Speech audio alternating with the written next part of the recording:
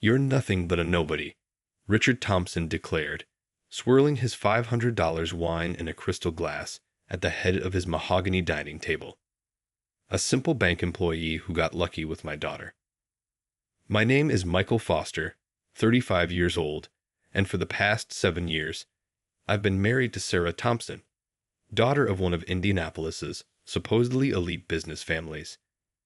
I sat quietly at the Thanksgiving dinner table, watching my father-in-law perform his annual ritual of reminding me of my place in his world. Still working in that back office at First State, aren't you? Richard continued, his voice dripping with condescension. Processing loans for people who actually build things. Sarah squeezed my hand under the table. She'd apologize in advance for her father's behavior, knowing how he got during holiday gatherings, especially now that his real estate development company, Thompson Properties, was pursuing its biggest project yet, a $200 million downtown renovation that would either cement his legacy or destroy it. Someone has to review those applications, I replied calmly, cutting into my turkey.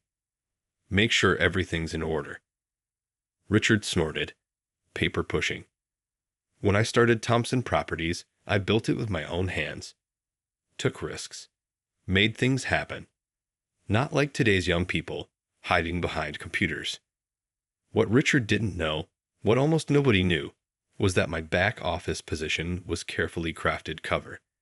7 years ago, when I'd met Sarah at a charity gala, I was already a major stakeholder in First State Bank's holding company. By 35, I'd built a financial consulting firm that specialized in distressed asset management, then sold it for enough money to buy a controlling interest in First State's commercial division. But I kept my name out of the papers, worked from a modest office, and let people like Richard Thompson think I was just another cog in the banking machine. It let me see how people really operated, especially those seeking large commercial loans. "How's the downtown project coming along, Dad?" Sarah asked, trying to change the subject. She worked as a pediatrician and wanted nothing to do with her father's business empire. Richard's face lit up. Fantastic. The bank's finalizing the construction loan this week, $50 million for the first phase. Once that's done, we'll leverage it for phase 2. This time next year, we'll be breaking ground on the largest development in city history. I took a sip of water, thinking about the loan application sitting on my desk, the one with glaring discrepancies in the cash flow projections, the one that had somehow made it past junior underwriters despite missing key collateral documentation. Must be nice, Richard's wife, Margaret, chimed in, having such a simple job, Michael. No real stress. Not like Richard, carrying the weight of so many people's livelihoods. I nodded. It has its moments. Moments? Richard laughed. The biggest moment in your day is probably deciding where to get lunch. Meanwhile, I'm orchestrating a project that will transform the city. Tell me, what exactly do you do all day in that back office? Review documentation. Check numbers. Make sure everything adds up. Adds up. Richard's voice rose slightly. You think you understand numbers better than my team? My CFO came from Goldman Sachs. We have auditors from Ernst & Young. But please, tell us what you look for in your little cubicle. Sarah started to speak, but I touched her arm gently.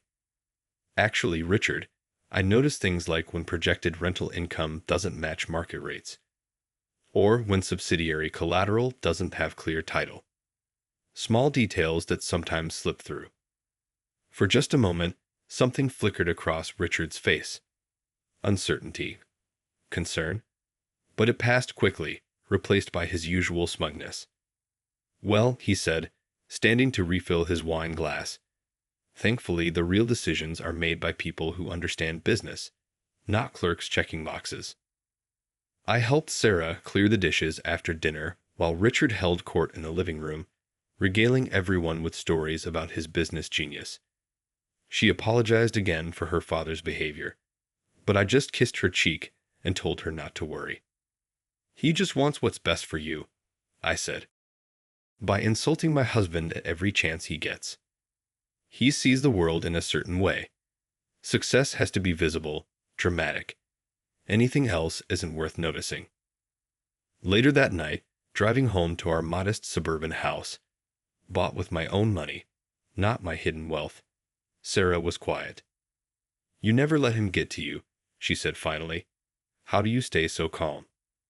I thought about the loan documents on my desk, about the meeting scheduled for Monday morning with First State's Risk Management Committee, about the things Richard Thompson didn't know about his son-in-law.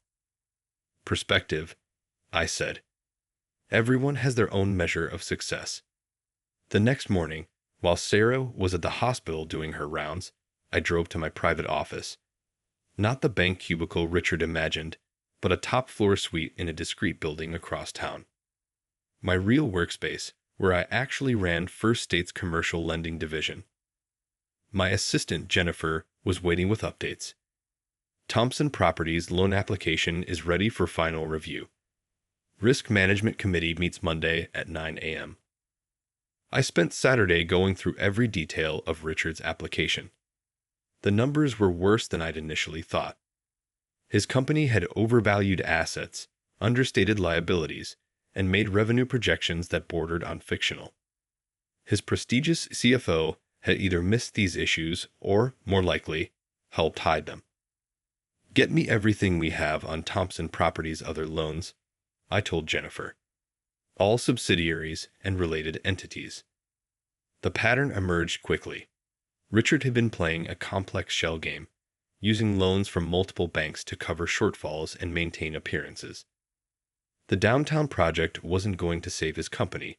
It was a last desperate attempt to get enough new capital to keep his house of cards from collapsing. On Sunday, Sarah was called in for an emergency at the hospital. I used the time to prepare my presentation for Monday's committee meeting, not as Richard Thompson's son-in-law, but as executive director of commercial lending, the position I'd kept hidden for years. Monday morning, I kissed Sarah goodbye as she left for her early hospital shift. She thought I was heading to my back office job. Instead, I went to my real office, changed into a custom suit kept there for important meetings, and reviewed my notes one final time. At 9 a.m. sharp, I walked into the bank's main boardroom. The Risk Management Committee, 12 of the bank's top executives, was waiting. So was Stanley Chen, the bank's CEO, who rarely attended these meetings but had a special interest in loans of this size. "The Thompson Properties application," I began, "represents not just a $50 million initial commitment, but the first phase of what would be a $200 million total exposure." For the next hour, I methodically lay out everything I'd found. The hidden liabilities, the overvalued assets, the circular payments between subsidiaries designed to mask cash flow problems. In my assessment, I concluded approving this loan would represent an unacceptable risk to the bank. I recommend immediate review of all existing Thompson Properties loans and preparation for potential default scenarios. Stanley Chen studied me carefully. He was one of the few people who knew my real role at the bank and had supported my desire to work behind the scenes. "Your analysis is thorough," he said, "but Richard Thompson is a prominent figure in this city. The fallout from denying this loan, from potentially forcing his company into bankruptcy, will be significant," I finished. "But our responsibility is to our shareholders and depositors, not to maintaining anyone's reputation." The committee voted unanimously to deny the loan and accelerate review of all Thompson Properties' existing obligations. As the meeting ended, Stanley held me back. "He's your father-in-law," he said quietly. "Which is exactly why I've kept my position here quiet. Every loan, every decision, had to be based on facts, not relationships. And now we do what's necessary to protect the bank, even if it means Richard Thompson finally learns who his son-in-law really is." At 10:30 a.m., Richard Thompson received a call from First State Bank. His loan application had been denied. Moreover, the bank was requesting an immediate audit of all his outstanding loans based on newly discovered irregularities. At 10:45 a.m., he called, demanding to speak with the bank's senior management. At 11 o'clock a.m., he was informed that the executive director of commercial lending would meet with him that afternoon. I sat in my real office, watching the city through floor-to-ceiling windows, waiting for the moment Richard Thompson would walk in and discover that the nobody he dismissed for years was actually the person controlling his financial fate. Sometimes, success isn't about who shouts the loudest or builds the tallest buildings. Sometimes, it's about quietly doing what's right, even when, especially when, it's difficult. My phone buzzed. Jennifer's voice came through the intercom. "Mr. Thompson is here for his 2 p.m. meeting." I straightened my tie and checked my reflection in the window. Send him in. Richard Thompson stormed into my office, his face flushed with anger, then stopped dead in his tracks. For several seconds, he just stared, his mouth opening and closing without sound as his brain tried to process what he was seeing. "Michael?" he finally managed. What are you doing here?" I gestured to the chair across from my desk. "Please, have a seat, Richard.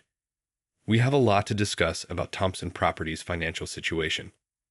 He remained standing, his hands gripping the back of the chair until his knuckles turned white. This is some kind of joke. Where's the executive director? I demand to speak with whoever's in charge. You were speaking with him, I replied calmly. I'm the executive director of commercial lending at First State Bank. Have been for the past 5 years. Impossible, he sputtered. You're a back office clerk. A nobody. I've seen your cubicle. A cover. One that let me do my job without complications, like evaluating loan applications objectively, regardless of personal connections. Richard sank into the chair, his earlier bravado evaporating as reality set in. His eyes darted around my corner office, taking in the views, the expensive furniture, the subtle signs of power he'd been trained all his life to recognize. Does Sarah know? About my real position? No. Like you, she thinks I work in the back office. It was simpler that way. Simpler? His voice rose. You've been lying to my daughter for years. I've been protecting her, I corrected, from exactly this kind of situation, where her father's business interests might conflict with her husband's professional responsibilities. Richard's face darkened. So that's what this is about. Revenge for how I've treated you. Denying the loan, threatening to call our other notes. It's all personal. I opened the file on my desk and began laying out documents one by one. This is the audit of your subsidiary holdings, showing systematic overvaluation of assets. This is the cash flow analysis demonstrating circular payments designed to hide liquidity problems. This is the list of undisclosed liabilities we discovered during our review. Every major developer uses leverage, he argued. Manages cash flow creatively. It's how business works. There's creative financing, Richard, and there's fraud. You crossed that line about $30 million ago. He leaned forward, his voice dropping to a conspiratorial whisper. Look, Michael. Obviously, I've underestimated you. We can work something out. The downtown project will solve everything. The numbers might be aggressive, but once it's built. The numbers aren't aggressive. They're fictional. And we both know it. I'll make you a partner, he offered desperately. 20% of Thompson Properties. Think about it. You'd be part of something real, not just pushing paper at a bank. I couldn't help but laugh. Richard, I could have bought your entire company 3 times over before I ever met Sarah. I don't need a partnership in a failing business. Failing. I've built this company for 30 years. And now you're destroying it. The question is whether you want to manage that destruction or let it happen chaotically. He slumped in his chair, suddenly looking every bit his 60 years. What are you suggesting? Orderly liquidation of non-performing assets. Restructuring of existing debt. Possibly a managed bankruptcy to protect viable parts of the business. Bankruptcy. You practically spat the word. I'd rather die. That's your choice. But as of this morning, First State Bank has accelerated review of all Thompson Properties loans. Other banks will follow our lead. By the end of the week, you'll face margin calls you can't meet. Richard stood abruptly, straightening his jacket with trembling hands. I'll fight this. I have connections, the mayor, the development board, other banks. Who do you think approved the original review of your loans? Who sits on the committees that control development permits? Who chairs the Regional Banking Association? His face went pale as the full scope of my influence finally hit him. Not just some back office worker, but someone who had quietly amassed the power to affect his entire business world. Why? He asked finally. Why work in a cubicle, pretend to be nothing, when you had all this? Because it let me see people as they really are. How they treat those they think can't help or hurt them. It's been educational. He moved to the door, then paused. Sarah will never forgive you for destroying her father's business. I'm not destroying anything, Richard. You did that yourself. I'm offering you a chance to salvage something from the wreckage. For Sarah's sake, I hope you take it. After he left, I sat in silence for a long time, thinking about the choices ahead. Sarah would indeed be hurt when everything came out. Finding out her husband wasn't who she thought, watching her father's carefully constructed world crumble, it would be difficult. My phone buzzed. Jennifer's voice. Mrs. Foster is on line 1. I took a deep breath, put her through. Michael? Sarah sounded worried. Dad just called Mom in a complete state. Something about the bank denying his loan. He was saying crazy things about you. What's going on? Can you meet me for lunch? I asked. There's something I need to tell you about my real job and about your father's business. Real job? Michael, you're scaring me. I know. I'm sorry. I'll explain everything. You deserve the truth, all of it. After hanging up, I looked out at the city Richard Thompson had wanted so desperately to reshape. By the end of the week, everyone would know that his empire was built on sand, that the nobody he dismissed was actually the one person who might have saved it if he built it honestly. Sometimes the biggest buildings cast the smallest shadows, and sometimes the quietest people carry the most weight. I grabbed my coat and headed out to meet my wife, preparing to finally show her who her husband really was, hoping she would understand why I'd kept this part of myself hidden, even from her. It was time for all the masks to come off. Jennifer, I called as I passed her desk. Hold my calls. And send Mr. Thompson the initial restructuring proposal we discussed. Already done, she replied. And Michael?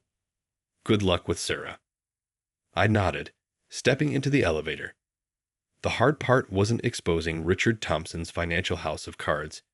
It was explaining to my wife why I'd let her believe a fiction about my life for so many years. I sat across from Sarah at Vincenzo's, our favorite Italian restaurant, watching her process everything I'd just told her. The real extent of my wealth, my actual position at the bank, the truth about her father's business dealings. Her hands wrapped tightly around a cup of untouched coffee, knuckles white with tension. All this time, she said finally, her voice barely above a whisper, every dinner with my family, every time Dad belittled you, every holiday where you just sat there taking his abuse. You were actually in control of his company's financial fate. Yes. Why? Why maintain the pretense? Why let him treat you that way? I reached across the table, but she pulled her hands back, not ready for contact yet, not ready to forgive. When I met you at that charity gala, I explained, you were different from anyone I'd ever known. You cared about people, not power. Chose pediatrics over a cushy private practice. I was afraid. Afraid of what? That if you knew about my wealth, my position, you'd see me differently. That I'd just become another rich guy trying to impress you. Sarah's eyes flashed. So you decided lying was better. Letting me watch my father humiliate you year after year. I didn't lie about who I am, I protested. Just about what I own and where I work. Those are the same thing. Her voice rose, drawing glances from nearby tables. She lowered it again, but the intensity remained. You let me defend you to my father. Let me feel guilty about his treatment of you. All while you could have stopped it any time. And what would that have accomplished? Your father respecting me because of my money, not my character. At least it would have been honest. The waiter approached, saw the tension at our table, and wisely retreated without taking our order. You're right, I admitted. I should have told you sooner. Should have trusted you to understand. But the longer it went on, the harder it became to tell the truth. I nodded. And now your father's business practices have forced everything into the oven. Sarah pushed her coffee aside, untouched. Tell me about that. About what Dad's really done. For the next 30 minutes, I laid out everything. The overleveraged properties, the hidden debts, the fraudulent loan applications. With each revelation, I watched Sarah's face shift from disbelief to anger to something approaching grief. He'll lose everything, won't he? Not if he accepts help, takes the restructuring offer. But he'll have to give up control, let professionals manage what's left of the business. And if he doesn't, then yes, he'll lose everything, and possibly face criminal charges for bank fraud. Sarah stood abruptly, gathering her coat. I need time to think, to process all this. I understand. But Sarah, we don't have much time. Your father has to make decisions quickly, before other banks start calling their loans. And that's supposed to make me feel better about years of deception. From both of you? She walked out of the restaurant, leaving me sitting alone with 2 untouched cups of coffee and the weight of all my careful plans crumbling around me. Back at my office, Jennifer updated me on the situation. Other banks were indeed starting to ask questions about Thompson Properties loans. Word travels fast in financial circles. Richard Thompson called twice, she added. Wouldn't leave a message. I was about to respond when my private line rang. Sarah's number. I'm at Dad's house, she said without preamble. He's not doing well. Could you come over? Both as my husband and as whatever your actual title is. Of course. I'll be there in 20 minutes. I found them in Richard's home office. Sarah perched on the edge of a leather sofa, her father slumped in his desk chair, looking defeated, an empty glass and half-empty bottle of scotch between them. So, Richard said as I entered, my daughter tells me you're not just some back office nobody after all. No, sir. I'm not. All this time, watching me, judging my business. Evaluating loans based on their merits, I corrected. Your relationship to me wasn't relevant until you started hiding information from the bank. Sarah stood, moving between us. Stop it, both of you. This isn't helping. Dad, Michael says there's a way to save parts of the business. Is that true? I pulled out the restructuring proposal I'd brought. It would mean stepping back, accepting outside management, selling some assets to pay down debt. But yes, the core business could survive. Survive as what? Richard demanded. A small-time real estate management company, after everything I've built. Better than bankruptcy, I said quietly. Better than watching it all collapse with nothing to show for 30 years of work. Sarah took the proposal, began reading. Her medical training showed in how quickly she grasped the complex financial terms. This could work, she said finally. Dad, you'd still have income from the properties. Still be on the board. Just not in day-to-day control. Richard reached for the scotch bottle, but Sarah moved it away. Enough, Dad. Time to face reality. He looked at her, then at me, then back at his daughter. Something seemed to break inside him. I just wanted, he began, his voice cracking. Wanted to build something magnificent. Legal legacy. Show everyone. Show them what? Sarah demanded. That you could destroy everything by being too proud to admit you needed help. I watched my wife standing there, strong and clear-eyed, despite everything she'd learned today, despite both men in her life having hidden so much from her. The restructuring team is ready to start tomorrow, I said. If you agree, we can begin stabilizing the company immediately. Richard picked up the proposal with trembling hands. You'll oversee this personally? No. I'll step back completely. Let independent managers handle everything. No conflicts of interest, no family complications. Sarah turned to me, surprised. You'd do that. It's the right thing. For everyone. Richard signed the proposal. His signature was shaky but legible. So now what? He asked. Now you go home, get some rest. Let the professionals do their jobs. I gathered the paperwork. And maybe we all start being more honest with each other. Sarah walked me to my car. The sun was setting, casting long shadows across her father's manicured lawn. Did you ever plan to tell me? She asked. If this hadn't happened? Yes. I've been trying to find the right time, the right way. I just couldn't figure out how to admit you've been hiding things all these years. I nodded. I was wrong. About not trusting you with the truth from the beginning. About thinking I was protecting you somehow. She was quiet for a long moment. I need time. To adjust to everything. Who you really are. Who my father really is. I understand. Just know that the man you married, his heart, his values, his love for you, that was all real. The only things I hid were the external trappings. Sarah touched my cheek gently. I believe that. I do. But trust, once damaged, takes time to rebuild. I know. 3 months passed in a blur of negotiations, restructuring meetings, and careful rebuilding, not just of Thompson Properties, but of my relationships with both Sarah and her father. Sarah and I were trying couples therapy, meeting twice a week to work through the impact of my long-held secrets.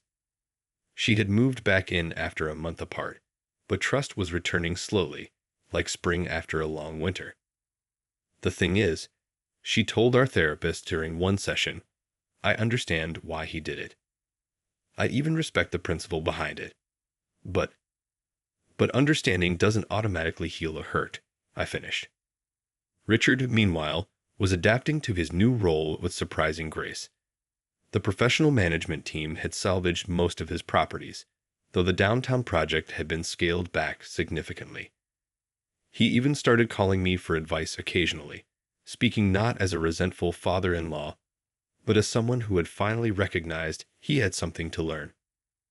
It was a Tuesday morning when everything changed. I was in my office, reviewing quarterly reports, when Jennifer buzzed me. Sarah's here to see you, she said, and she has your father-in-law with her. They entered together, Sarah carrying a folder, Richard looking unusually subdued. We need to talk, Sarah said, sitting down across from my desk. About the future. I tensed, preparing for whatever might come next. The restructuring team finished their final assessment. Richard began. Thompson Properties is stable. Smaller than before, but healthy. Thanks to you. The team did excellent work, I deflected. No. Sarah cut in. Don't do that. Don't minimize your role. That's part of what got us here. She opened the folder and pulled out some papers. I've been thinking about why you kept your position secret all these years. About the value of being judged for who you are, not what you own. And, I asked carefully, and I think it's time for a change. For all of us. Richard cleared his throat. I'd like to step back completely. Retire. But not just hand everything over to the management team. Sarah laid the papers on my desk.